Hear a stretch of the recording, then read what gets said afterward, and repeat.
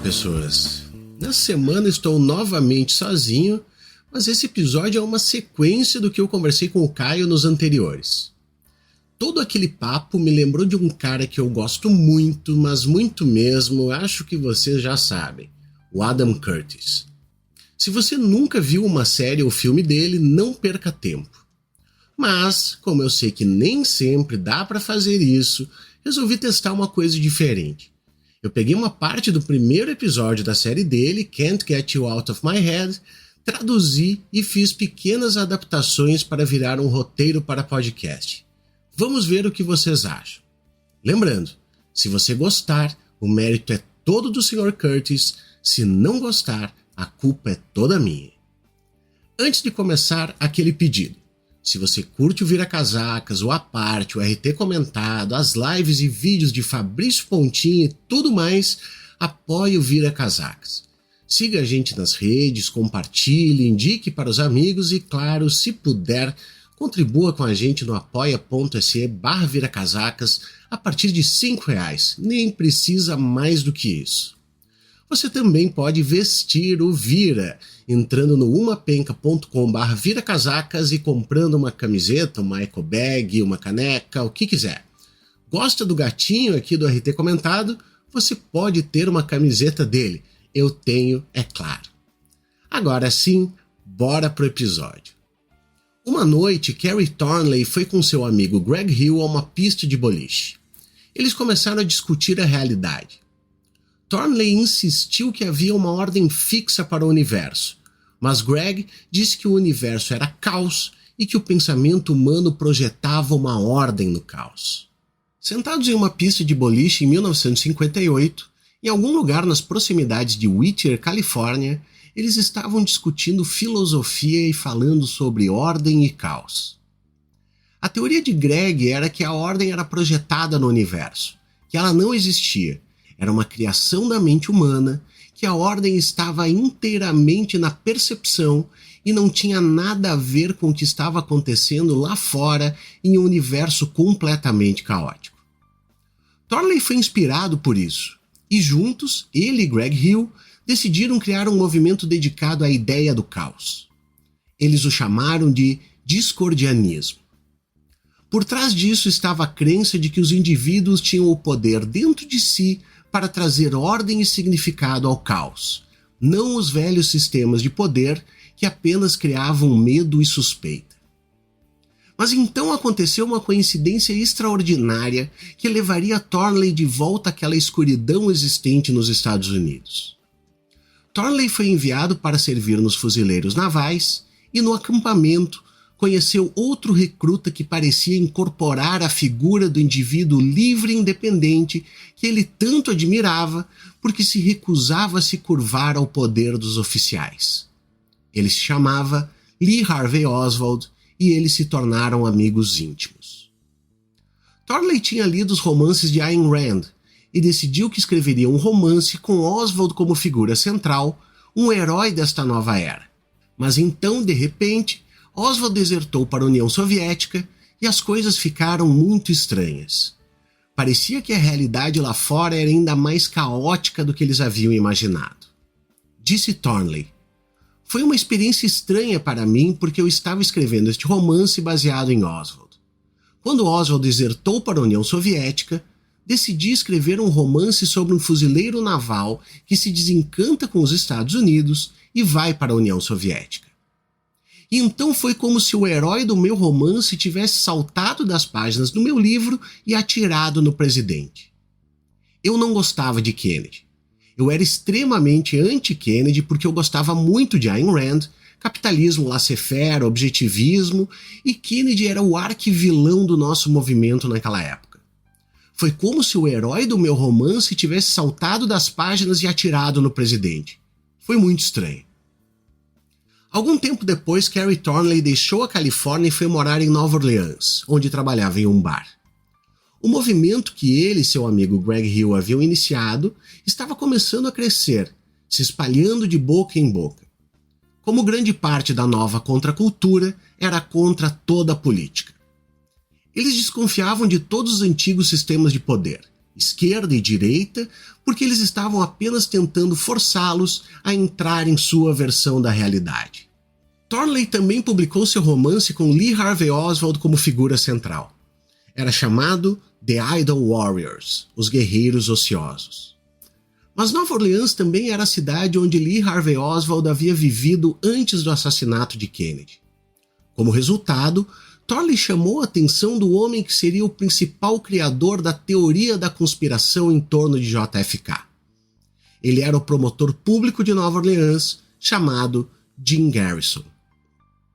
Garrison disse que Oswald fazia parte de uma conspiração gigante que incluía a CIA, grandes empresas, a mídia e cubanos anti-Castro que, juntos, mataram o presidente. Disse ele: "Não há dúvida sobre isso. Houve uma conspiração. Vários homens estavam envolvidos. Um aparato que era letal por natureza, do qual Lee Harvey Oswald fazia parte, atribuiu a ele o papel essencialmente de chamariz. Agora, não me pergunte qual é a organização, porque eu não posso dizer." Jim Garrison acreditava que o sistema democrático moderno nos Estados Unidos era apenas uma fachada, que por trás dele havia outro sistema secreto de poder que realmente controlava o país. Mas você nunca poderia descobri-lo por meios normais porque ele estava profundamente escondido. Garrison escreveu um memorando para sua equipe explicando como você poderia descobrir esse mundo secreto. Ele o chamou de tempo e proximidade. Você não deve se preocupar com significado ou com lógica, ele disse, porque isso sempre estará escondido. Em vez disso, você procura padrões, coincidências estranhas e links que podem parecer não ter significado, mas são, na verdade, sinais reveladores na superfície do sistema oculto de poder por baixo. Essa teoria teria um efeito muito poderoso no futuro, porque levaria a uma mudança profunda em como muitas pessoas entendiam o mundo. O que ela dizia era que em um mundo obscuro de poder oculto, você não poderia esperar que tudo fizesse sentido. Era inútil tentar entender o significado do porquê algo aconteceu, porque isso sempre estaria escondido de você. O que você deveria procurar eram os padrões. Quando Garrison leu o romance de Carrie Thornley, ele viu um padrão. Thornley não só tinha estado na Marinha com Oswald e escrito um romance sobre ele, mas ele tinha vindo morar na mesma cidade em que Oswald havia vivido antes do assassinato. Em 1967, Garrison acusou Thornley de fazer parte da conspiração. Thornley ficou furioso. Ele sabia que Garrison estava errado, mas também odiava a própria ideia de teorias da conspiração. Ele acreditava que elas eram uma das maneiras pelas quais aqueles no poder controlavam você. Teorias da conspiração faziam você acreditar que havia forças ocultas que realmente controlavam o mundo. E isso fazia você, como indivíduo, se sentir fraco e impotente.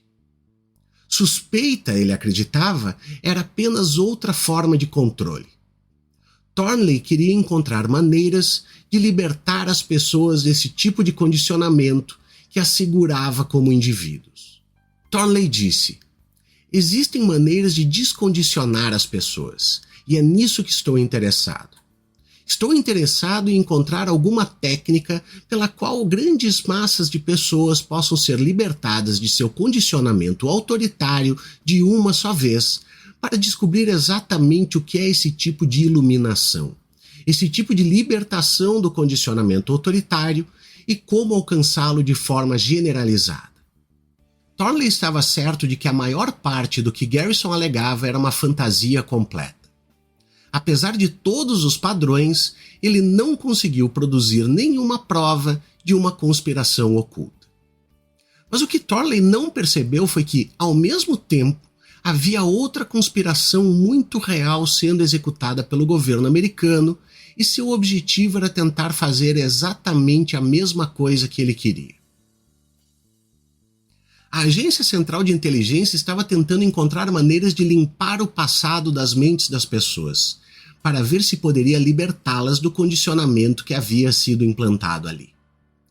Psicólogos trabalhando para a CIA passaram a acreditar que os indivíduos eram muito mais fracos do que acreditavam e queriam ver se poderiam implantar novos padrões de pensamento em suas mentes. A imagem do ser humano que estava sendo construída naquele momento em particular era que havia uma grande vulnerabilidade em cada ser humano e que essa vulnerabilidade poderia ser manipulada para programar alguém para ser algo que ele não fosse e não queria ser. Manipular as pessoas de tal forma que elas pudessem ser autômatos para quaisquer que fossem seus próprios propósitos. A CIA criou um projeto secreto chamado MK-Ultra. Era liderado por um psiquiatra chamado Ewen Cameron, que trabalhava em um hospital em Montreal chamado Allen Memorial.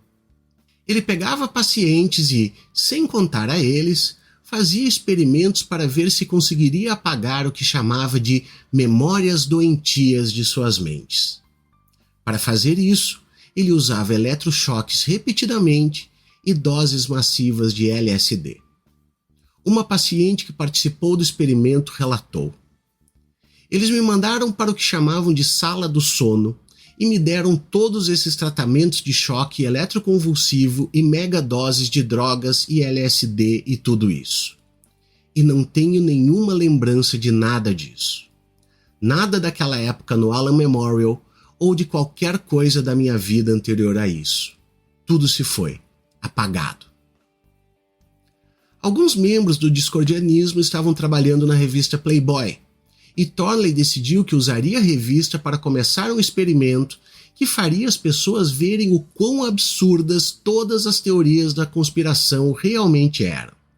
Ele a chamou de Operação Mindfuck.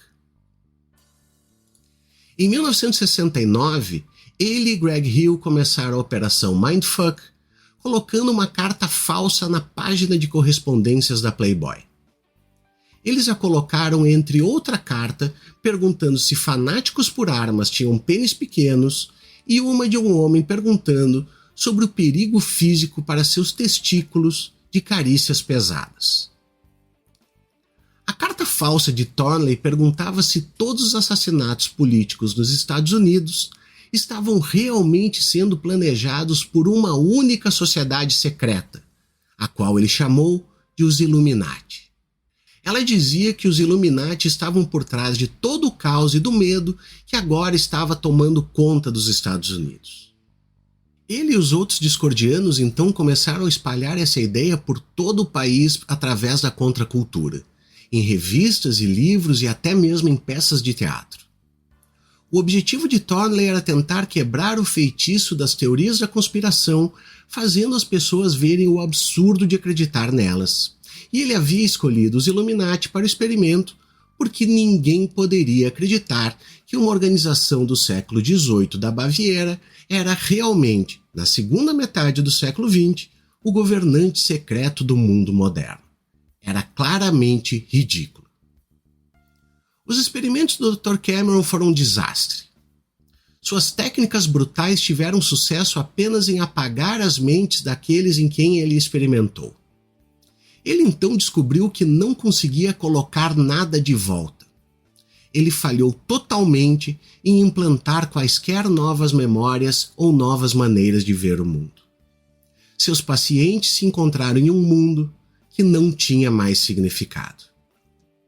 Uma ex-paciente dele disse: "Quando recebi alta do Allen Memorial, me senti como um alienígena de outro mundo visitando a Terra. Eu sabia que era diferente e não sabia como me tornar como todo mundo. E era um lugar muito solitário e assustador para se estar. Este é seu marido. O quê? O que é marido? O que é fazer amor?" No mundo do individualismo que estava por vir, a psicologia iria desempenhar um papel poderoso porque dizia que poderia ajudar a mudar o que estava dentro da mente das pessoas. Mas o que Cameron e a CIA fizeram mostrou, de forma dramática e extrema, a fraqueza disso. Eles presumiram que a maior parte do que as pessoas sentiam vinha de dentro delas, e para fazê-las mais felizes, você só tinha que alterar o que estava nos seus cérebros. O que foi esquecido foi a outra visão, que o que molda como as pessoas se sentem é a sociedade ao seu redor, acima de tudo. A estrutura de poder não apenas controla suas vidas, mas também como elas se sentem. E se você quer mudar a maneira como as pessoas se sentem, você tem que encontrar uma maneira de mudar isso também. Carey Thornley sabia que sua luta era com as forças do poder do passado, que ele acreditava ainda estarem alojadas nas mentes das pessoas. Mas, ao mesmo tempo, silenciosamente surgia um novo sistema que parecia nunca ter que enfrentar essa luta porque estaria completamente livre do passado. As leis do pensamento humano que George Boole, um matemático, havia criado se tornaram a estrutura central de todas as máquinas pensantes, computadores, porque se encaixavam perfeitamente com o sistema de comutação binária dentro delas, 0 ou 1, e eram usadas pelas máquinas para criar infinitos caminhos de ramificação de lógica binária chamados algoritmos. Disso surgiria o sonho da inteligência artificial. Máquinas que pudessem pensar de forma independente, que poderiam então ordenar e gerenciar o mundo como um sistema racional, não movido pelas ideologias perigosas do passado. Mas, na década de 1960, quando os engenheiros começaram a construir as primeiras redes neurais, o que eles haviam esquecido era que o sistema de pensamento que estavam criando dentro das máquinas tinha sua própria história.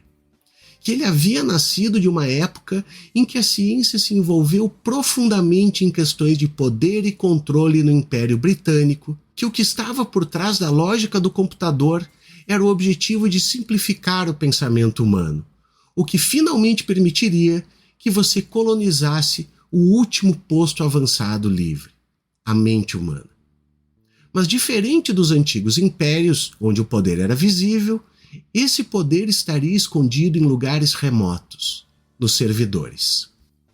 Mas algo mais do passado também encontraria seu caminho para esses servidores.